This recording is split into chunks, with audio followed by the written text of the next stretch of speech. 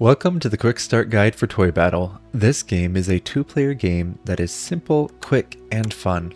I taught my 5-year-old and he loves playing it with me. To set up your first game, find the board that looks like this. All boards have two sides that you can play on. We'll use this side with the grassy area and the keeps. Next, each player will select a color and take all tokens of that color. Each player will also take a token stand. Place the reference sheet where both players can access it if needed. This tells you what all your numbers can do.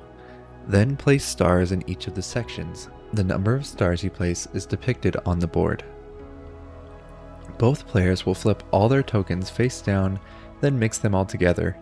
After they are shuffled well, each player will set aside 4 tokens without looking at them. These tokens will not be in play this game. Randomly select a start player. The start player will draw 3 tokens, and the second player will draw 4 tokens.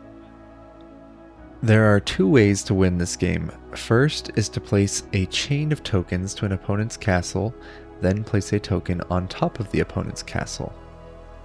The second way to win is for a player to collect stars equal to the number depicted on the board, which on this board is 7 stars. On your turn, you will only have 2 options for what you can do. The first is to draw 2 tiles from your supply. You are only allowed to have 8 tokens on your tray at a time, and if you run out of tokens, you cannot draw any more. If you have 7 tokens on your tray and would like to draw, you may do so, but only draw 1 token. The second option you have for your turn is to play 1 token onto the board. All tokens must be played connected to your castle. The 4 is an exception to this rule, but we'll cover that later.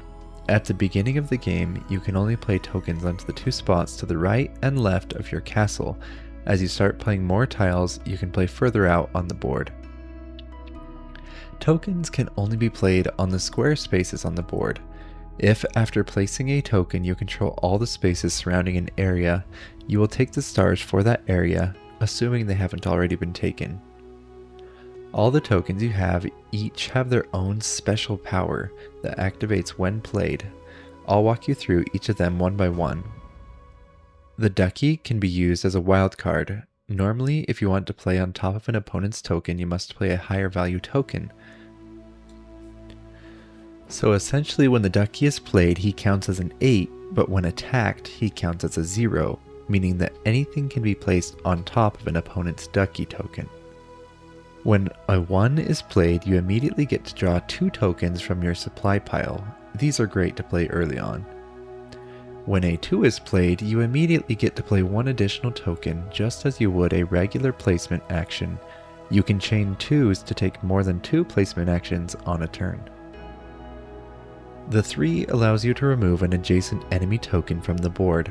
Removed tokens are set to the side face up and do not go back into the enemy's supply.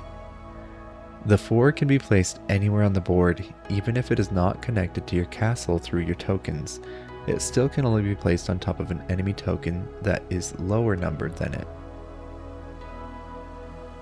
The 5 allows you to discard a token at random from the enemy's tray. Simply grab a token from their tray and set it to the side. The 6 is the second highest number and allows you to draw 1 token from your supply when you place it.